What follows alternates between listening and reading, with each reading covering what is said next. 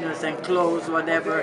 This is how they went into the German Nazis. They went into a country and they were, get the Jews out and you can have everything they had. And that's how it went from one country to the other. And because the Jewish people were always ambitious, they always wanted to make a living. So they always strive to make a better living for their families and to educate their children. And it's a terrible thing to say, but I think that anti-Semitism is jealousy. They really hated us because they saw that we were doing okay. We were doing pretty well. And that's what anti-Semitism is really. It's jealousy. Because they could do the same thing, why don't they? Why don't they? I remember when I first came here, I worked in a factory, in a clothing factory. And next to me worked a girl who was French, and they hated Jews. And she said to me, one day we were talking about anti-Semitism, and I knew already how to speak a little bit English, and she ruined it because the French girls speak very poor English.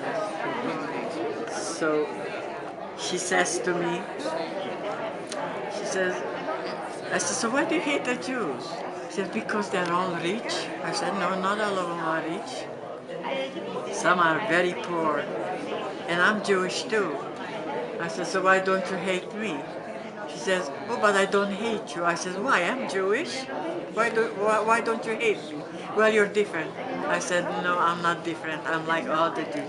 There are differences between people, not the religion, not the fact that you're Jewish. I said, there are in every religion, in every country, there are good people and bad people. This is what you're doing. The good people are good, the bad people are bad. I don't want to associate with the bad people, so I associate with the good people. I can't change them, I like to, but I can't change them, but it takes all kind to make this work. Can you imagine what a monotonous world this would be if everybody was the same?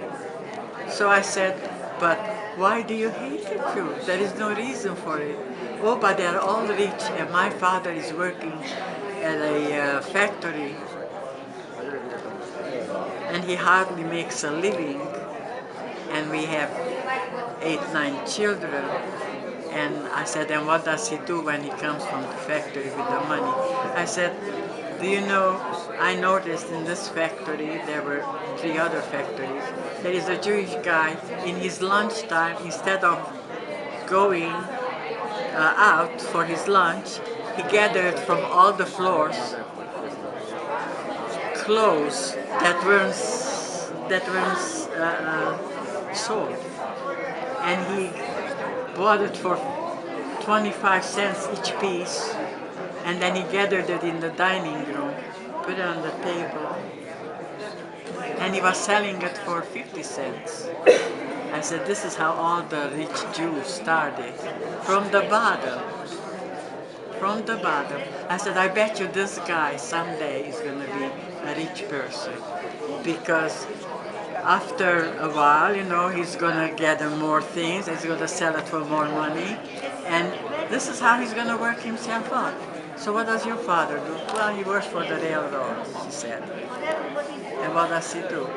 Well, I said, I bet you that he first goes with his pay to the bar and has a few drinks,